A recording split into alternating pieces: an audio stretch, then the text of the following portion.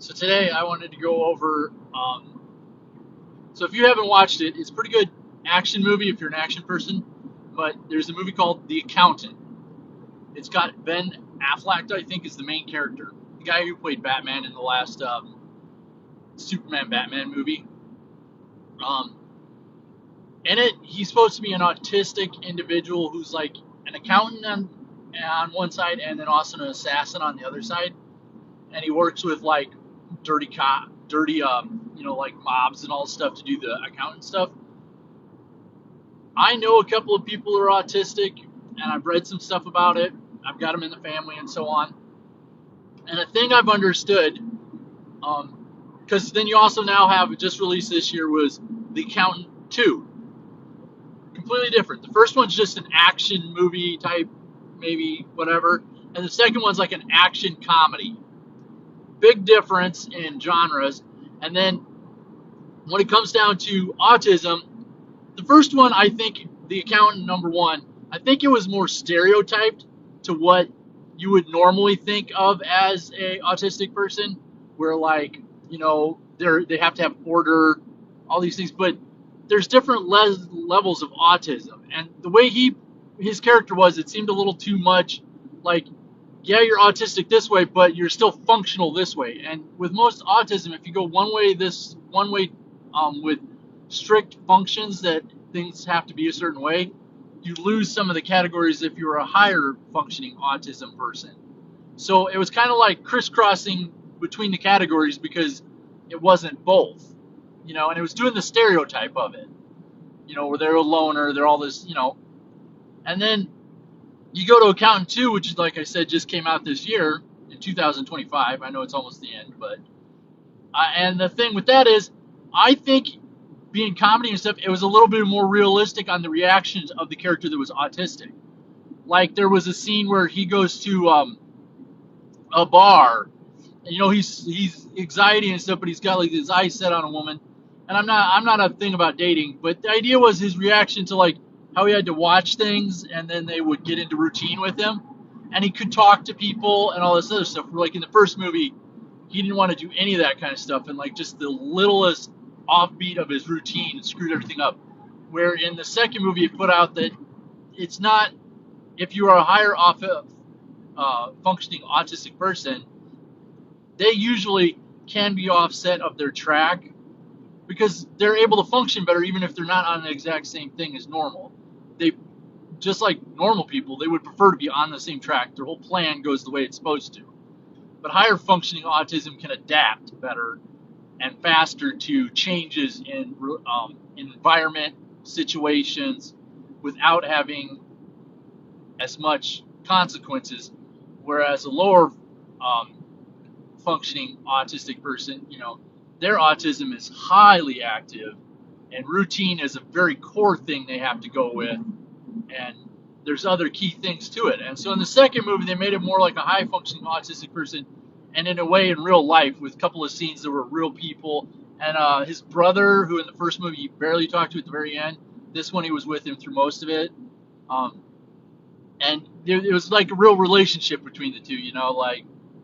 So I thought, personally, out of the two movies, that Accountant 1 was your normal stereotype of autism and stuff like that, where #2 was more of a like person with autistic traits or high functioning autism, where like he could function in the real world very easy. That's why like being an accountant wasn't as bad with him. We're like, so that's my opinion. I'm gonna keep going over this every once in a while. I'm gonna go over, besides Xennial geek stuff about the comic books and all that stuff, I will go over some things related to mental health and all this, related to some movies or shows, stuff like that. I personally, there's some movies that I would say I can't even watch because of my trait of epilepsy. So I'm going to go over and review some of that stuff, but I will stick to a lot of the geek stuff. So yeah, this was an action movie. Both of them were action movies, really good on the action. have anything wrong with that. Story was pretty good. I liked it, both of them. It had a good function to it and all that kind of shit. But I will say, in the Accountant one of my key things I like the best is, so through the whole movie he's talking to this voice that sounds like a British accent on a phone, like, and she seems to be very high functioning, able to do all this stuff, and it's very cool. At the end, you realize she's his friend that was in a special care house with him, because he went to a special place for education for people with autism and stuff like that. And he literally became best friends with her, and she couldn't talk. Well, at the end of this movie, they point out she's using a voice thing to talk to him, and she's very high functioning in intelligence, even though she can't talk really. And I want to point out that's a very good thing to point out, because a lot of people, and I know plenty, who they might have physical disabilities that trait them off as, they're just disabled. They're very disabled. But when it comes to their mental capacity and their personality, they're as adult as you can get. And they, if they didn't have the physical disabilities, they'd be like right with you at the factory working, or they'd be right there at the office with you and stuff. But because of their physical disabilities, that's where they get into the disability category. So I just wanted to point that out, that one character. And in the second movie, I will point out, I liked in the second movie that instead of just being her, him, and his brother as the only people in it, they go like she's running the school now, because I think it was her family owned it in the first movie. And so in the second movie, they have it where she works with other special needs kids. But it shows kind of the trait, like reality, that just because you're special needs of some sort does not mean you're not high functioning. Because like in that movie, you got kids that are doing all kinds of stuff using computers and all this stuff to help with the case that her and the main characters are working on. And so it shows that just because you have a disability of some sort does not mean you can't do the same stuff with other people. I've always said in my life as a peer support specialist, right now I'm a peer recovery specialist, that one thing to always keep in mind is you can have any goal you want, really. About any goal you want, you can have. The difference is you probably aren't going to reach it in the same pathway as other people. And that's perfectly fine. It's just a different path to the same result. And that's the coolest part. That's one thing that people, like disabled people, need to really understand is you can still reach success in all kinds of possible ways.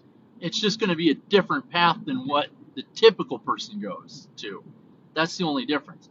And just to add, success, that is a personal, like, you decide what success is.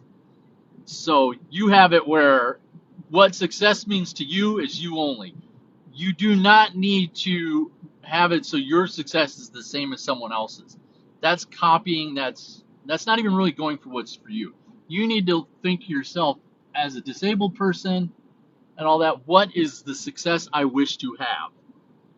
And so with that, just always keep that in mind. What's your success? Because it's a personal goal. It's not to try and be like someone else. It's a personal set goal. And that's a very important thing, is to have your own goals and your own things. Because if you didn't, like, what else? But yeah, so the movie The Accountant and The Accountant 2, I feel were very good, good example of old ways. Because The Accountant, the first movie, that was made like 15 years ago. So before there was really a big thing of movement about judgment and stuff with disability people and stuff.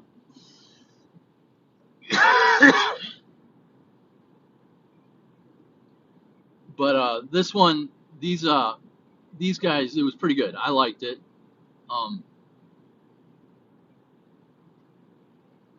So I would say with that, you just go to that. It's a very good functioning movie.